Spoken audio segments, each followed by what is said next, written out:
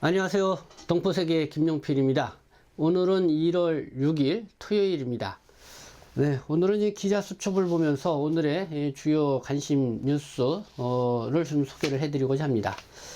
그래서 크게 이 두 가지를 좀 말씀을 드리고자 합니다.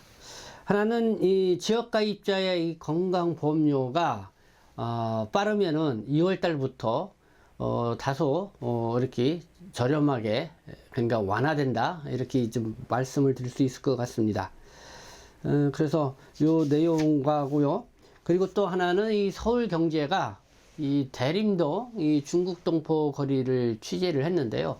특별히 외국인 자율방범대로 활동하는 이 중국동포들에 대해서도 소개를 했습니다.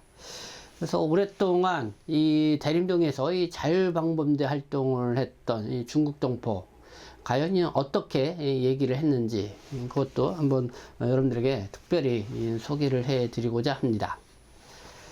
네, 그러면은 이 지역가입자의 건강보험료가 낮아진다는 소식, 어떤 소식인지, 오늘 저는 주요 일간지 신문들이 일면 기사로 이렇게 게재를 했는데요. 그러니까 지역가입자의 건강보험료, 이 자동차 이 부과 폐지, 뭐 이런 내용의 저는 동아일보 기사를 볼 수가 있습니다. 그래서 이르면 다음 달부터 이 국민건강보험료, 이 지역가입자에게 부과되었던 이 재산보험료, 이 기본 공제 금액이 지금은 5천만 원이었는데요. 1억 원으로 오르게 된다는 거죠. 그러니까 지역가입자 같은 경우는 재산이 1억 원 이상 되면은 거기에 추가적인 이 건강보험료가 부과가 된다, 이런 거고, 그리고 이 자동차에 매기던 건강보험료는 폐지가 된다는 것입니다. 그래서 이 지역가입자 약 353만 가구가 바로 이 월 평균 25,000원, 연 30만원 가량의 보험료 인하 효과가 있다, 이렇게 말씀을 드릴 수 있을 것 같습니다.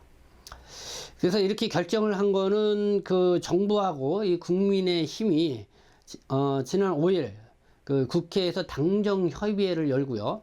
건강보험 지역가입자 보험료 개선 방안을 이렇게 발표를 했습니다.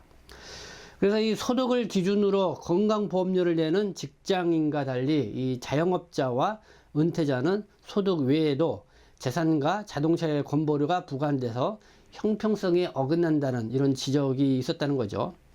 그래서 윤석열 대통령이 지난해 12월 26일 국무회의에서 이 은퇴한 어르신은 소득이 줄었는데도 건보료가 오히려 얻으러 어려움을 호소하고, 또 재산과 이 자동차에 부과된 과도한 법률을 지적하는 목소리도 크다, 그러면서 이 대책을 마련하라, 이렇게 지시를 했습니다.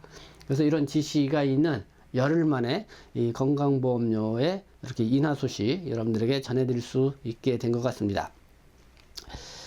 네, 그리고 이와 관련돼서 이 조선일보를 보니까 이 도표로 이렇게 안내를 했습니다. 이 재산보험료 기본공제 자동차 보험료, 근데 현행 5천만 원 공제가 되고, 그러죠. 그리고 자동차 보험료는 차량 가액이 4천만 원 이상이면은 그 대에 따라서 이 건강보험료가 이렇게 부과됐습니다.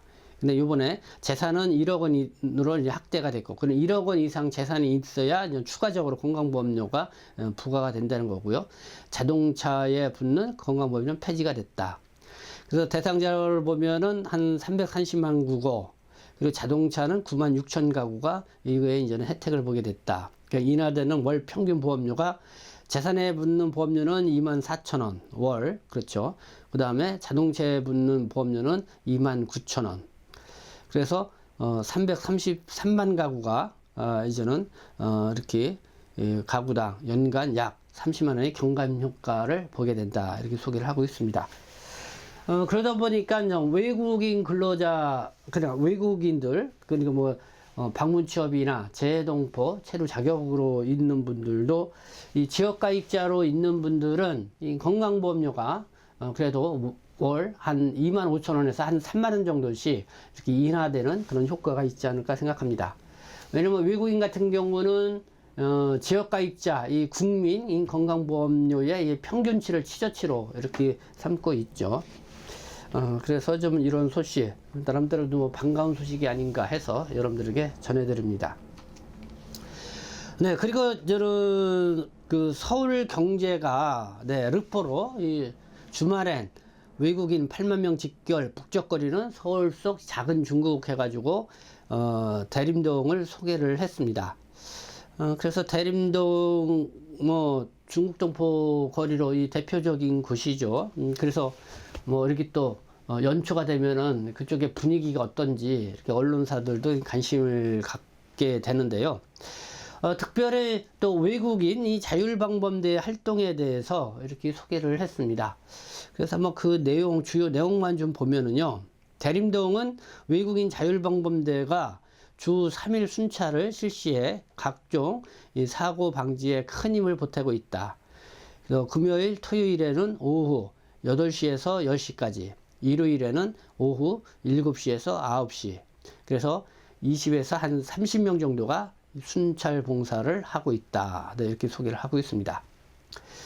그래서 외국인 자율방범대 주로 이 중국 동포들로 구성돼서 활동을 하고 있죠. 그래서 외국인 자율방범대가 이 대림동뿐만 아니라 우리 동포들이 또 외국인들이 밀집에 있는 지역에 이렇게 이 30명 이렇게 구성이 돼서 지속적으로 활동을 하고 있는 걸 알고 있습니다. 그래서 이 서울경제는 특별히 대림동의 외국인 자율방범대를 소개를 했습니다. 그리고 대림동이 가장 먼저 외국인 자율방범대를 구성을 해서 활동을 해 온 것입니다. 그래서 그쪽에서 이 오랫동안 이 자율방범대 활동하시는 분들도 있는데요. 일단은 이렇게 외국인 자율방범대 활동에 대해서 이 경찰 관계자는 이렇게 얘기했습니다. 혹시 싸움이라도 벌어지더라도 같은 지역 주민이 현지 언어로 중재시킴으로써 일이 커지는 것을 막아주는 등 긍정적인 부분이 많다. 특히 이 르포를 통해서 이 서울경제가 이 대림동 중국 동포거리 가니까 많이 중국말 쉽게 들을 수가 있죠. 그래서 이제 한국 사람들이 처음 가면은 여기 한국인지 중국인지 이 분간을 못하겠다 뭐 이런 말도 하게 되는데요. 어쨌든 이렇게 서로 분쟁이 생기면은 참 한국인들이 또 경찰들이 쉽게 다가서지 못하는 부분이 있습니다. 왜냐면 언어가 좀 문제가 되죠. 그러나 이 중국어에 능통한 이렇게 중국 동포 이 자율방범 대원들이 이렇게 나서게 되면은 그래도 빨리 좀 그런 분쟁을 좀 막을 수도 있고 또 예방 효과도 크리라 생각합니다.